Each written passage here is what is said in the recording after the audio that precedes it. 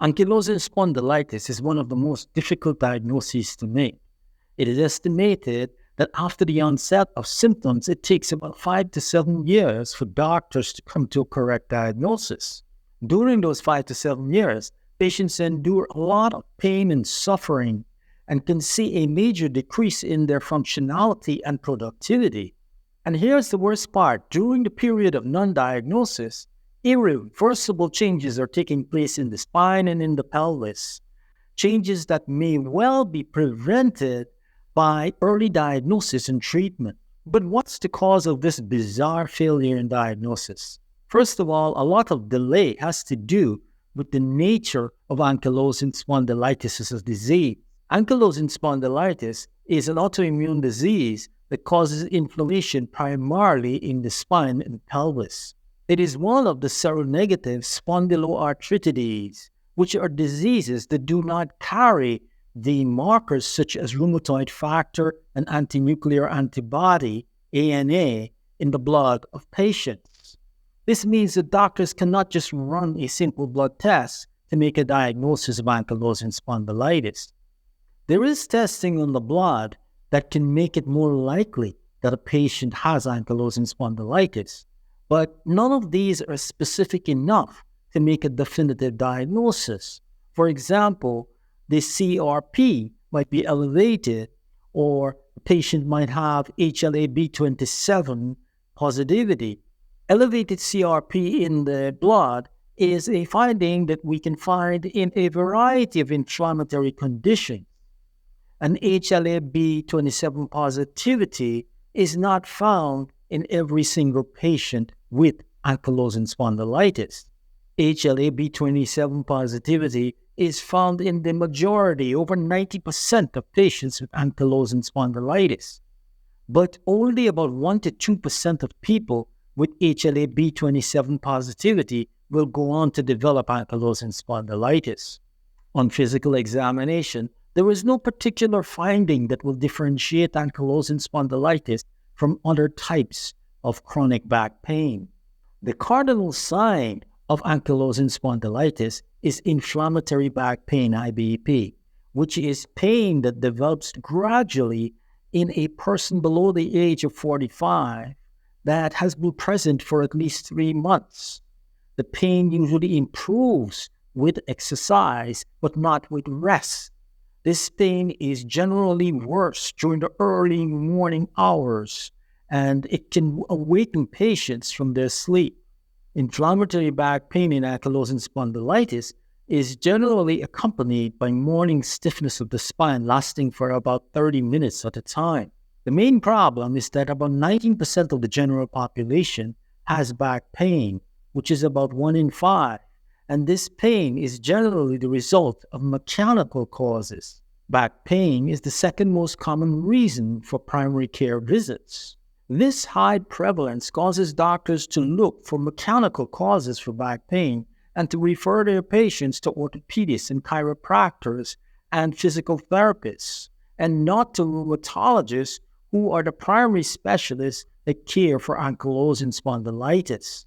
This results in a high frequency of misdiagnosis. Rheumatologists may be scarce in certain areas, and this can delay access to rheumatologists and further delay diagnosis. To complicate matters even more, patients with ankylosing spondylitis are very responsive to NSAIDs, non-steroidal anti-inflammatory drugs, the over-the-counter ibuprofens and naproxens, and what have you. And because they respond to these simple treatments, further diagnostic workup is often neglected. Many primary care physicians are not aware of the particular characteristics of ankylosing spondylitis and are not looking for them in their patients with back pain. For example, they refer patients to have X-rays and MRIs of their spine, but neglect to include the pelvis. According to the 1984 modified New York criteria for classification of ankylosing spondylitis, inflammation of the sacroiliac joint, sacroiliitis, is an essential finding for the definition of ankylosing spondylitis. Although some X-rays and MRIs of the spine include the pelvis, not all do. In such cases, the crucial inflammation in the sacroiliac joint is overlooked. Another problem is that we now believe that ankylosing spondylitis is part of a spectrum of diseases called the axial spondyloarthritis. These affect mainly the spine and the pelvis and can lead to radiographic changes that are characteristic of ankylosing spondylitis. Before the development of the characteristic changes of ankylosing spondylitis, patients with axial spondyloarthritis can have all the symptoms, all the pain and disability that patients with ankylosing spondylitis suffer. Patients such as these are diagnosed as having non-radiographic axial spondyloarthritis. When radiographic changes are found, patients are then classified as having radiographic axial spondyloarthritis, which is the same thing